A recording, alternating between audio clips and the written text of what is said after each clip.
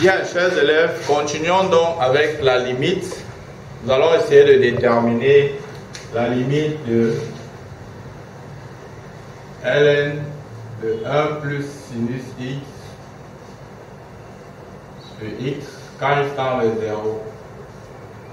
Alors, je vous ai dit tantôt, quand vous avez une limite comme celle-ci, première chose que vous faites, c'est calculer directement.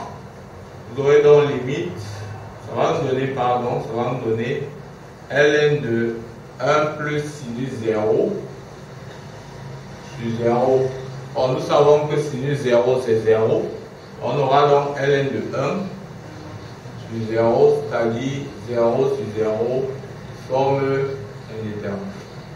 Quand vous avez une forme indéterminée, il faut donc chercher à lever l'indétermination en faisant ressortir la limite usuelle.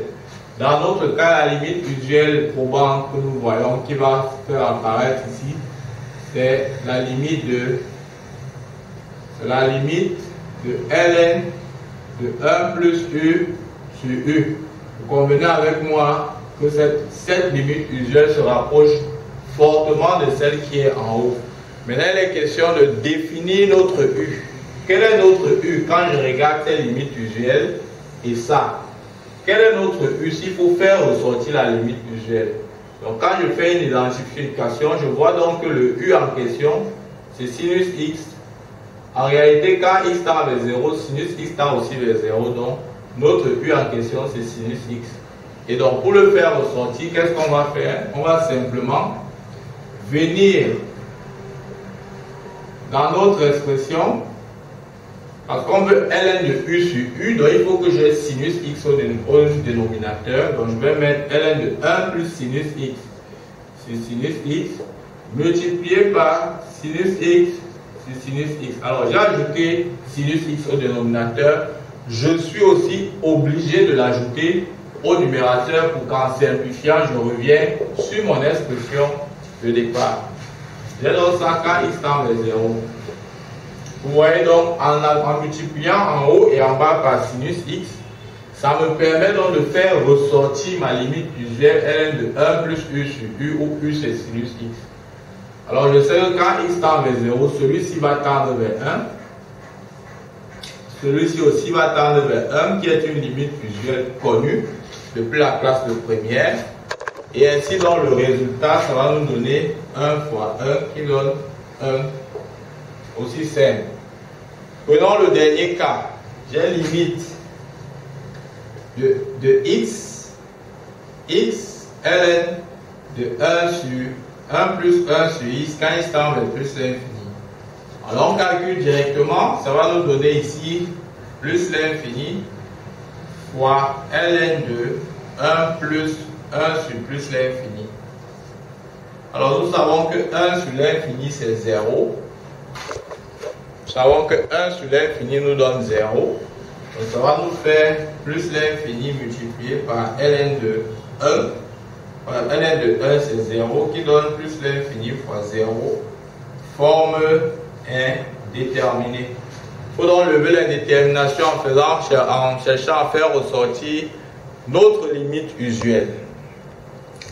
La limite usuelle probante que nous connaissons, qui peut être appliquée, c'est la limite de ln de 1 plus u sur u, bien que x tend vers plus l'infini. Pourquoi?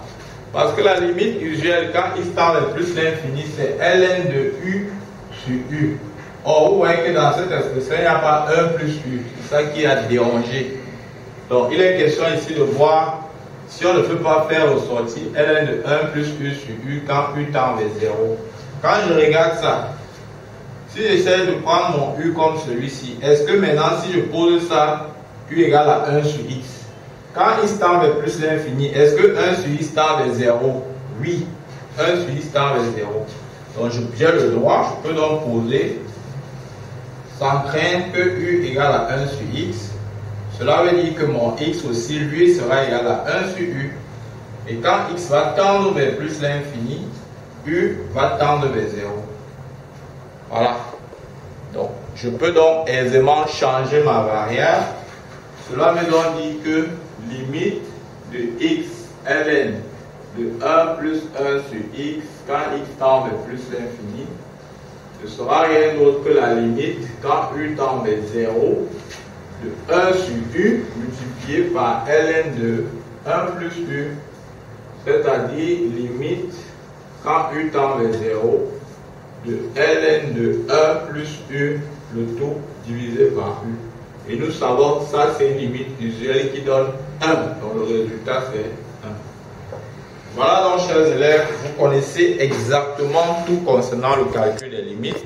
Nous avons donc fait ici une série de 3 vidéos pour vous montrer exactement tout ce qu'il y a concernant les limites sur les fonctions logarithmiques. J'espère que cette série de vidéos va vous aider dans vos calculs, dans vos petites recherches.